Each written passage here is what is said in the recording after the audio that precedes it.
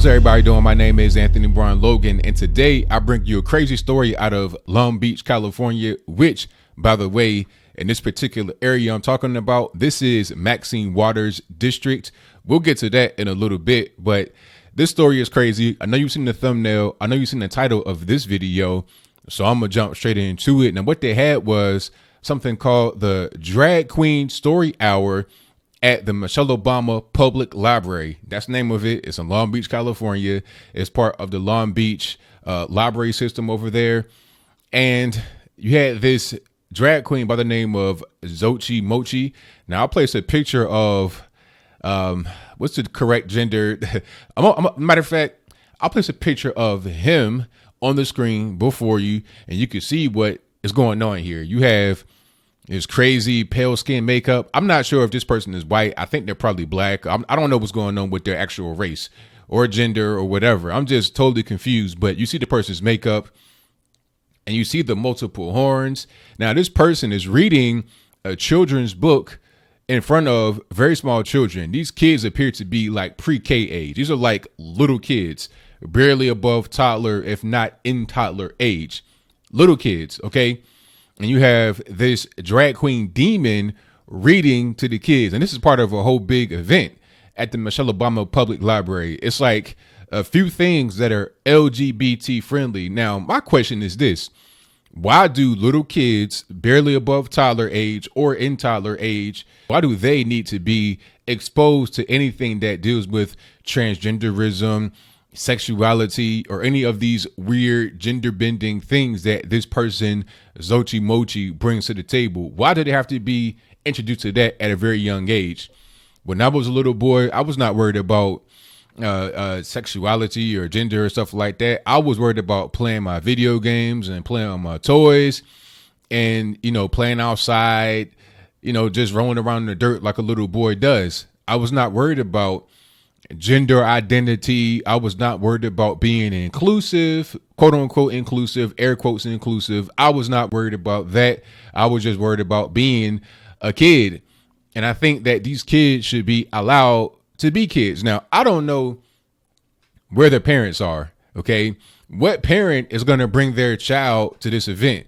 Because I presume this is not like part of a school thing where they have to go. Because like I said, these kids look like they are pre-K. So they're probably not even in school yet. This is a voluntary thing. They had a list of events. Now I'm going to place the list of events on the screen before you, and I'm going to read through it with you. Now let's look. And by the way, before we get into the actual events, let's look at the headline here. LGBT History Month at Michelle Obama Neighborhood Library, Saturday, October 14th, 2017. The first event, like I said, Drag Queen Story Hour. Okay. And you see the person with the inset picture. That's the dude right there.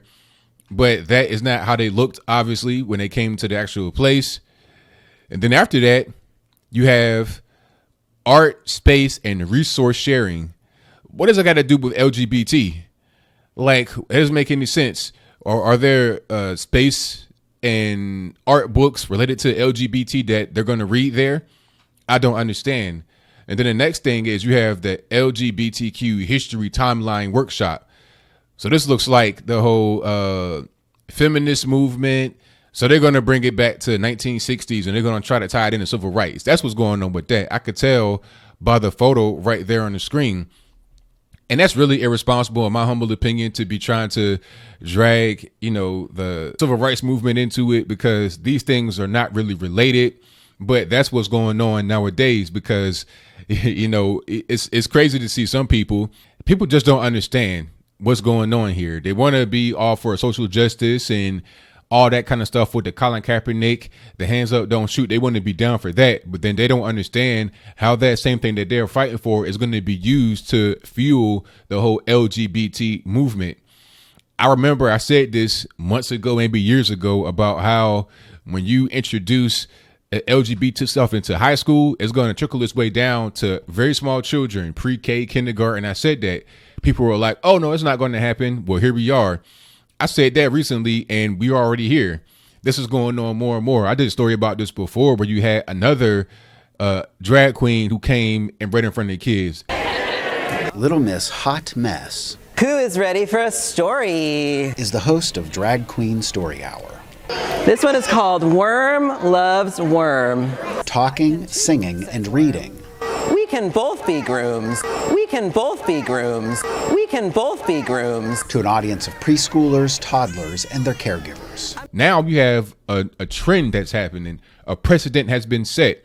The first person was able to do it, and the parents are bringing their kids to it. I think this happened in Brooklyn. The previous incident I did a video about happened in Brooklyn, and now it's in California. How surprised are you?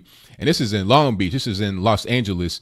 That's not even really as bad of an area as San Francisco Bay Area. You know, imagine what's going to go on there. You're going to have drag queens reading in front of children. Like, what's next? Are you going to have pedophiles reading in front of children? Now, some would say that it's far-fetched, but people also said it was far-fetched for drag queens to be reading in front of very small children. Oh no, Anthony, you just being a bigot. That's not going to happen. Well, here we are.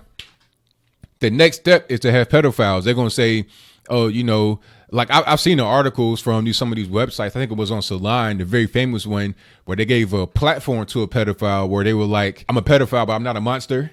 Right? That's what they said. And that's the kind of ideology that you're going to get from these kind of people when you allow this thing to persist, when you allow the Xochi Mochis of the world to come with multiple horns on their face, looking like a straight devil, a transgender, gender bender, non-gender having entity of a thing. When you allow that to be in front of very small children, you're going to get the result of having that precedent be set, and there's going to be more things that happen. I talk about that, but everything else. And it all started with gay rights, with the whole gay marriage thing. Once being gay and being married and having kids while you are gay, which is difficult for me to understand how that happens, but I digress. Once that became normalized, as Yuri Bismanov would say, now it's on to the next thing. It's on to the transgender situation. Now you have TV shows, Orange is the New Black. You have other stuff going on. You got cartoons coming out with transgender characters. You got movies coming out with transgender characters. Then you put it into high school. Then you put it into middle school. Then you put it into kindergarten. That's how it goes. And it's happening so fast now with a social media generation. Things just are moving at an accelerated pace. In years prior, it may have taken some time for the whole thing to matriculate, but now things happen in a matter of months. What's next is never going to be an end. That's why liberals like to call themselves progressive, because they're always going to progress the next agenda that they want to get through. And it's never going to be into it. You're going to be constantly shocked and just taken aback by what they do. But the only way you're going to be able to stop it is if a stand is taken right now. Parents, do not send your kids to LGBT reading day at a library.